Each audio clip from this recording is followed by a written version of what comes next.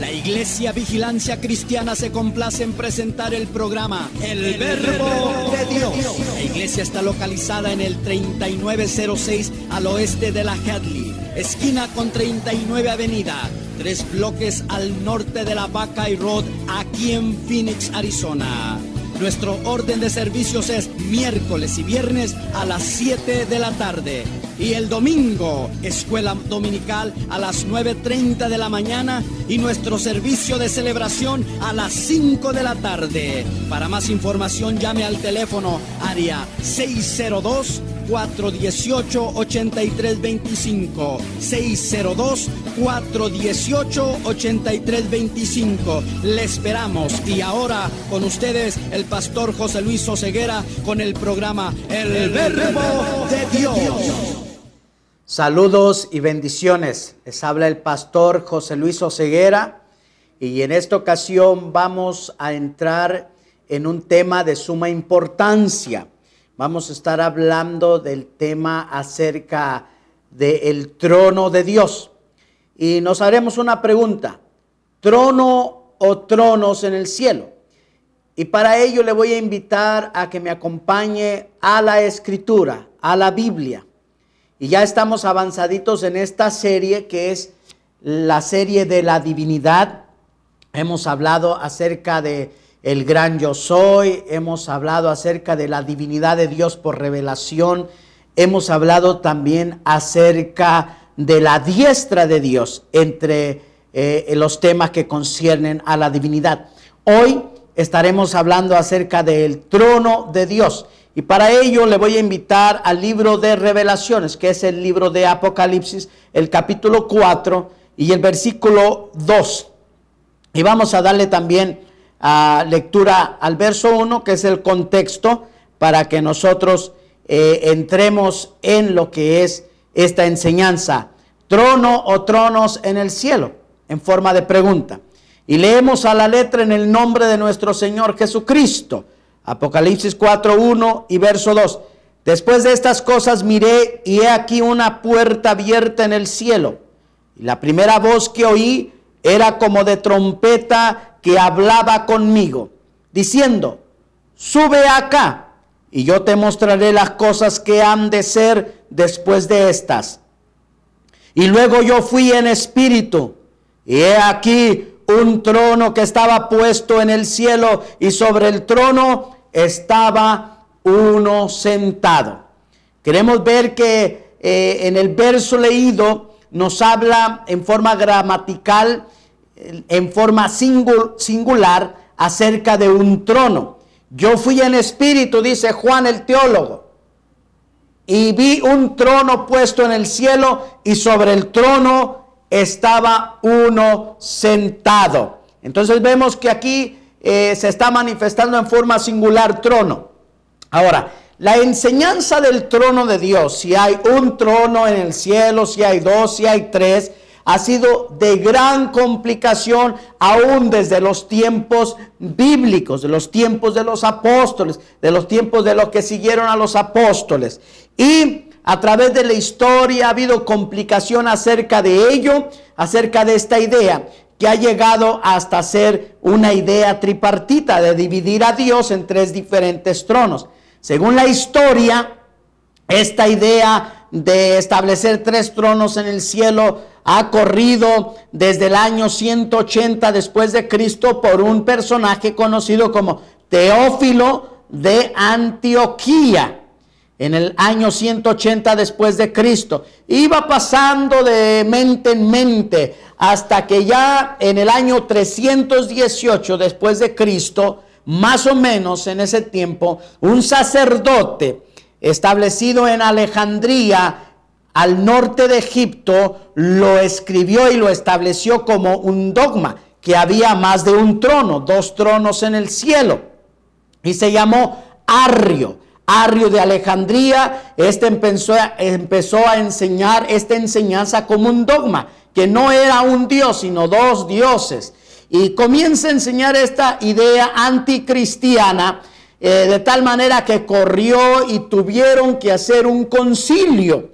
Y en el año 325 se establece el concilio de Nicea, donde encabezaba el emperador del Imperio Romano, llamado Constantino el Grande. Llamó a todos los sacerdotes y llamó también al encargado de Arrio, sacerdote de Alejandría, para que vinieran a dialogar acerca de este tema. ¿Cuántos dioses hay? La Biblia enseña que hay un Dios en el cielo. Oye Israel, el Señor vuestro Dios, el Señor uno es. Deuteronomio 6:4. Primera de Corintios 8:6, el apóstol Pablo dice: nosotros empero no tenemos más que un Dios. En Apocalipsis 4:2 nos dice: he aquí yo fui al cielo, dice Juan, y vi un trono en el cielo y sobre el trono uno sentado. Arrio empezaba a predicar que había dos tronos y que el Padre estaba en uno y el Hijo estaba en otro, y que el Padre era mayor y el Hijo era menor, y que el Hijo no era eterno, que el Hijo era una creación, había sido creado, por lo tal no era eterno. Y esta enseñanza se divulgó, creció, se le llamó el arrianismo. Hoy conocido por allí, ¿verdad? Como la enseñanza de los testigos de Jehová, que de Jehová no tienen nada. Entonces, ha corrido y se ha establecido en diferentes dogmas. Bueno, Atanasio, obispo de Alejandría, excomulga a Arrio por esta enseñanza anticristiana.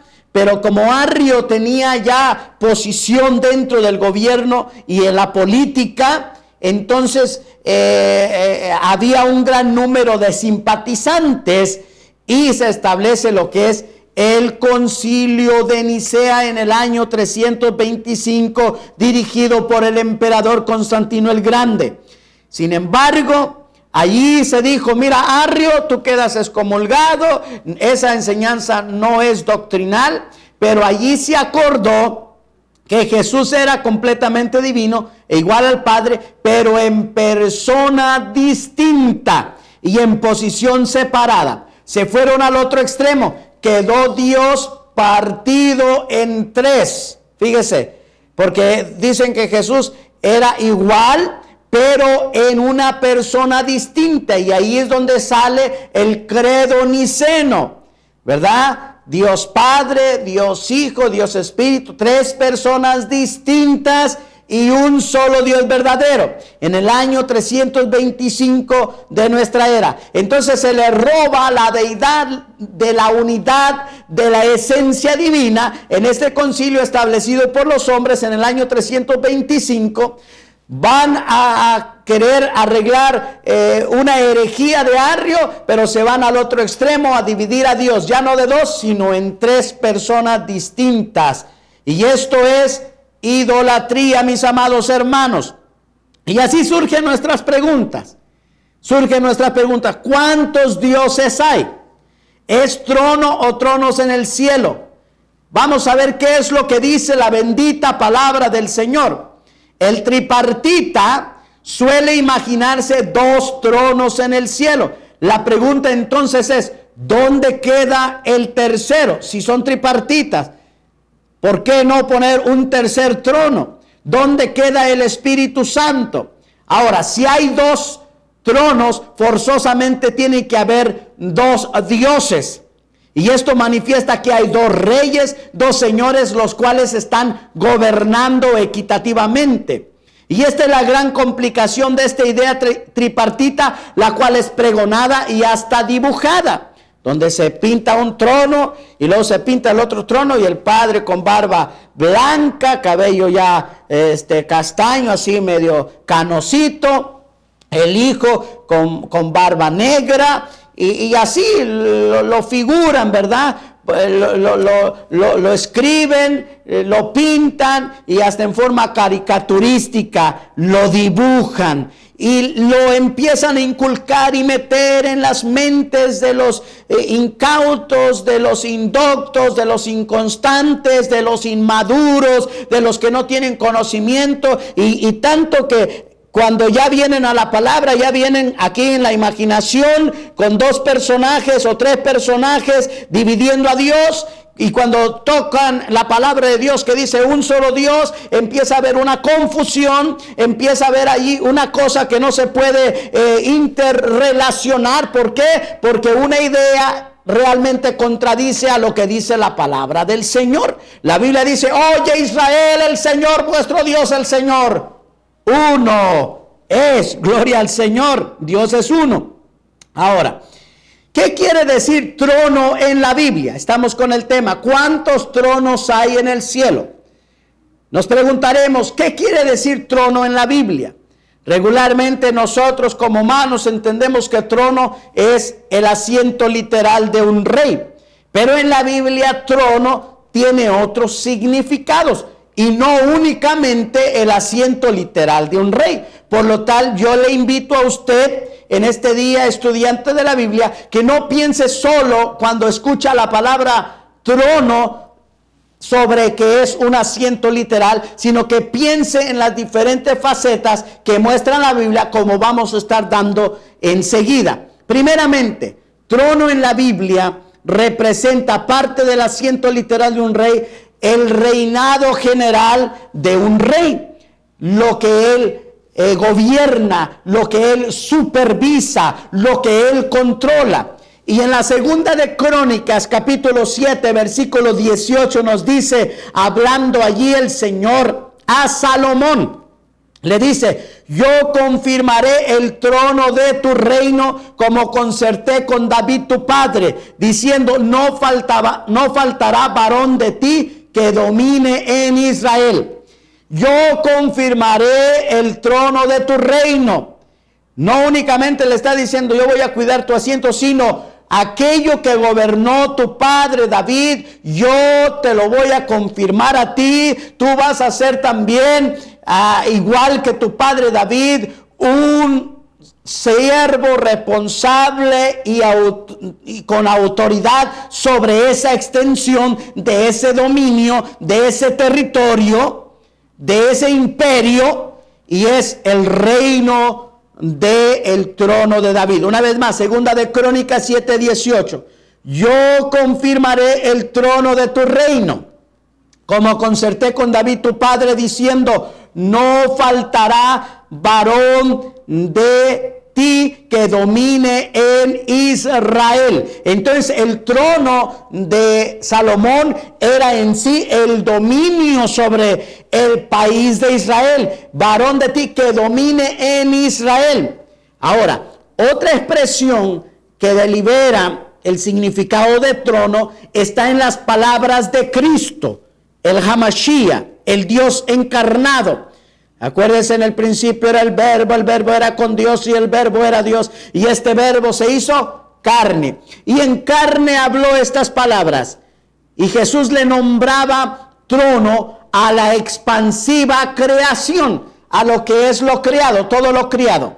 Mateo 5:34, y dice así en el nombre de Jesucristo: mas yo os digo, no juréis en ninguna manera por el cielo, porque es el trono de Dios.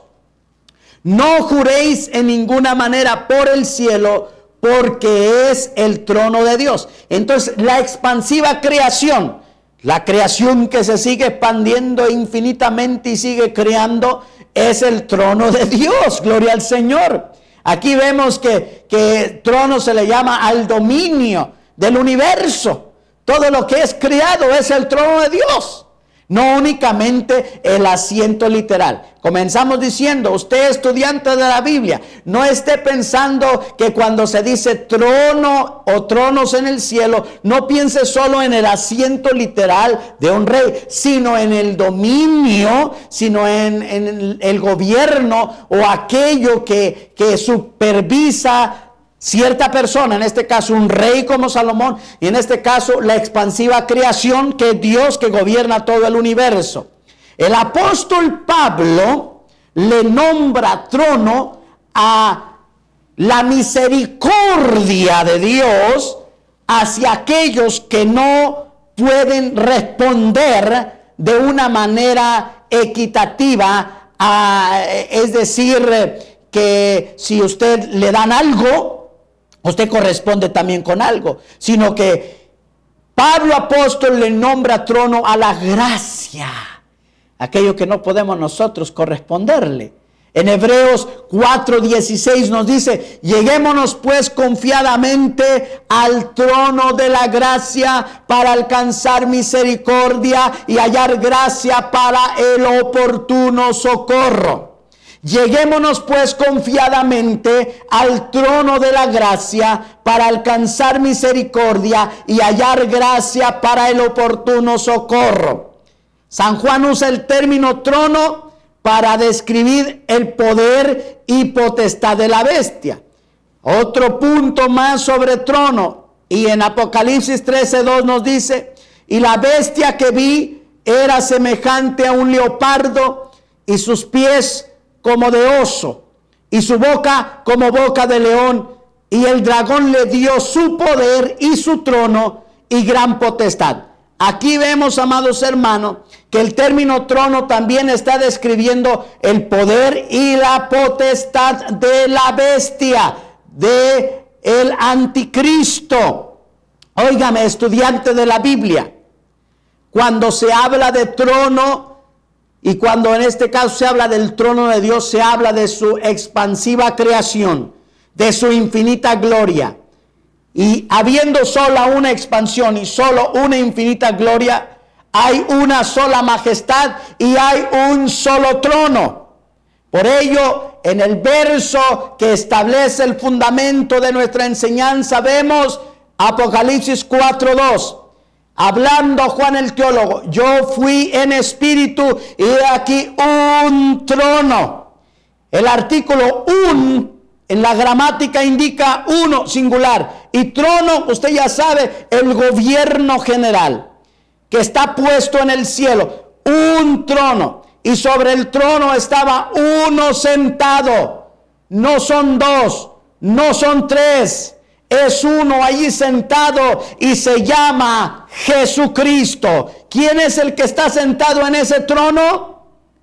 Dije yo, Jesucristo. Sin embargo, la pregunta que hacemos el día de hoy también se la hacemos a usted. ¿Quién está sentado en ese trono? David dice que es Yahweh o Jehová. En el Salmo 47:8 dice: reinó Dios sobre las gentes, asentóse Dios sobre su santo trono. En Antiguo Testamento vemos a David escribiendo y diciendo: reinó Dios sobre las gentes, asentóse Dios sobre su santo trono. Para David, Dios era Yahweh, era Jehová. Sin embargo, Jesús dice que Él es el que se sentó en este trono en Apocalipsis 3:21, cuando escribe: al que venciere, yo le daré que se siente conmigo en mi trono, así como yo he vencido y me he sentado con mi Padre en su trono. Gloria al Señor. Aquí habla de un trono, una vez más, mi trono. Notemos que Jesús habla de un trono. Un es el artículo y está en singular, que manifiesta uno solo en la gramática y no más. Y en este un trono, allí está sentado el Padre, allí está sentado Cristo y allí estamos sentados nosotros a su nombre. Al que venciere, somos nosotros, yo le daré que se siente conmigo en mi trono, así como yo he vencido y me he sentado con mi Padre en su trono. Miren nomás, si estuviéramos mirando esto en forma literal, como muchos quieren agarrar la Biblia en forma literal, quiero decir que hay porciones en la Biblia que son literales, pero también hay porciones en la Biblia que son paralelas, en las cuales usted puede ver algo literal como algo simbólico. Y es donde ahí usted necesita, como yo necesito, guianza del Espíritu Santo para guiarnos, para iluminarnos. Por eso hablamos en el otro estudio que habla de la divinidad por revelación. La revelación no viene a uno así nomás porque yo fui a alguna escuela o algún instituto, alguna universidad teológica, no. Y no estoy en contra de la enseñanza, no estoy en contra de las universidades cristianas, no. Pero el conocimiento pleno de la revelación de Dios la da Dios. Uno puede llenarse de letra y no es malo, porque tiene usted el léxico y usted puede hablar más florido y se expresa de una manera, ¿verdad?, donde no se está atorando a veces como uno se atora. Cuando no tiene capacidad de educación se atora y mocha las palabras. Por ello son buenas las instituciones, ¿verdad?, que nos enseñan. Pero la revelación del Espíritu de Dios es única y exclusivamente, como lo he dicho, por revelación. Nadie conoció al Padre sino el Hijo, ni el Hijo conoció a alguno sino el Padre, y aquel a quien el Hijo lo quisiere revelar. Entonces, si vemos literalmente aquí esta escritura, vamos a ver que estamos encimados unos a otros allí en Apocalipsis 3:21. Al que venciere, yo le daré que se siente conmigo en mi trono, como yo he vencido y me he sentado con mi Padre en su trono. Y aquí vemos el artículo en la gramática. Un es singular, identificando a uno solo. Ahora, Juan aclara muy enfáticamente al que ve allí en Apocalipsis 4, verso 8 y 9. Y los 4 animales tenían cada uno por sí 6 alas alrededor, y de dentro estaban llenos de ojos, y no tenían reposo de día y noche, diciendo: Santo, santo, santo, el Señor Dios Todopoderoso, que era, que es y que ha de venir. Y cuando aquellos animales daban gloria y honra y alabanza al que estaba sentado en el trono, al que vive para siempre jamás. El que estaba sentado, dice la Escritura, es el Todopoderoso, y es precisamente cómo se identifica a Jesucristo en el capítulo 1 del libro de Apocalipsis, y el verso 18 dice: yo soy el Alfa y el Omega. Esto lo dice el Hamashiach, el Cristo, el Mesías, y la Omega, principio y fin, dice el Señor, que es, que era y que ha de venir, el Todopoderoso. ¿Quién es el Todopoderoso? El Alfa y Omega. ¿Quién es el Alfa y Omega? Jesucristo es el Todopoderoso. Este es el mismo que le habló a Abraham a la edad de 99 años y le dijo: vas a tener un hijo. En Génesis 17:1 le dijo: yo soy el Todopoderoso, anda delante de mí y sé perfecto. Gloria al Señor. Le habló a Abraham, y siendo Abraham de edad de 99 años, aparecióle Yahweh, Jehová, y le dijo: yo soy el Dios Todopoderoso, anda delante de mí y sé perfecto. ¿Quién le habló a Abraham? El Todopoderoso. ¿Cómo se conocía el Todopoderoso antiguamente? Como el Dios alto. Ahora, al Dios a manifestarse a Abraham, se le manifestó como el Todopoderoso, el Shaddai. Aún todavía no se conocía como Yahweh, como Jehová. Esto fue dado a conocer por allá en Éxodo 3:14, donde le habló a Moisés, ¿verdad? Ahí es donde por primera vez se le dice Yahweh, o el gran yo soy.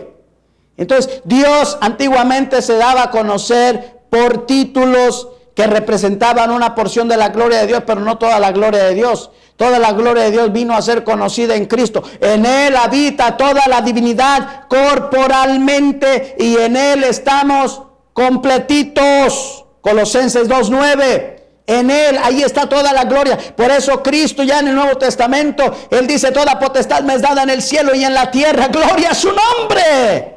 Es decir, ahí está toda la gloria de Dios, asentada, encunada, allí anidada en ese tabernáculo de Dios entre los hombres, llamado Cristo. Él es la imagen del Dios invisible. Notemos que no puede haber dos todopoderosos, solamente uno. Cuando hay más que uno en el trono, entonces ya serían semipoderosos, pero no todopoderosos. ¿Qué quiere decir entonces en la lógica humana? Que Yahweh de la antigüedad, el Dios todopoderoso, el Shaddai, Elohim, Eloah, es el mismo Yahshua HaMashiach. En nuestro idioma, los que hablamos español, Jesús el Cristo. Gloria al Señor. Jesús el Cristo. Es como Dios se ha revelado a nosotros. Jesucristo, a su nombre sea la gloria. Concluimos que es uno el Todopoderoso, sentado en un trono con dos diferentes nombres, en dos diferentes dispensaciones, como Jehová en el pacto antiguo y ahora en el pacto de la gracia como Jesucristo. Quiero que note algo carísimo, y esta es una nota importante. Usted, estudiante de la Biblia que está en este momento sintonizando esta su programación, el Verbo de Dios. Si nosotros tomamos la palabra diestra literalmente, en forma y posición, como algo estricto literal, allá en el cielo, digamos, la diestra como lado derecho, el trono, otro a un lado. Si tomamos esto literalmente, nos veríamos obligados a estar intercambiando posición de tronos a diestra y a siniestra, y establecer 3 tronos y colocar a Jesús en el centro, y así realmente cumpliríamos con la palabra de Dios de Hebreos 12:2 y el Salmo 16:8.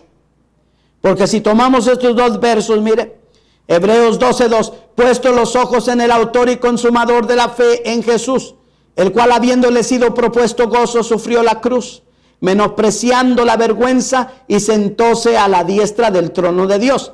¿Quién se sentó a la diestra del trono de Dios? Jesucristo. Y ahí el tripartito está bien contento, porque ahí está mirando, si lo está mirando literal, ya ve que son 2 a un lado. Quiero decirle, amado hermano, que la palabra diestra en la Biblia no solo se refiere al lado literal de la derecha, sino también se refiere a una potestad, a una autoridad, a una potencialidad, a una autoridad. La palabra diestra no quiere decir solamente mano derecha, sino quiere decir poder. Trono no quiere decir solamente el asiento literal, sino el reinado general. Hay que ser un poquito entendidos, abiertos y educados. Usted que tanta educación tiene de la universidad y no le enseñan la revelación de Dios. Y limitamos a Dios en conocimiento eterno. Y eso es una gran vergüenza para usted que se ha capacitado tanto. ¿No le da vergüenza? Porque si usted está enseñando que hay 2 tronos y que hay 2 o 3 dioses, si ponemos eso, usted va a quedar usted en una bochornosa confusión. Hebreos 12:2 pone a Cristo, claro, al lado derecho, literalmente, pero veamos la escritura y no omitamos la palabra del Señor. Salmo 16:8 nos dice, hablando el espíritu del Hamashiach, hablando el espíritu de Cristo: a Jehová he puesto siempre delante de mí, porque está a mi diestra, no seré conmovido.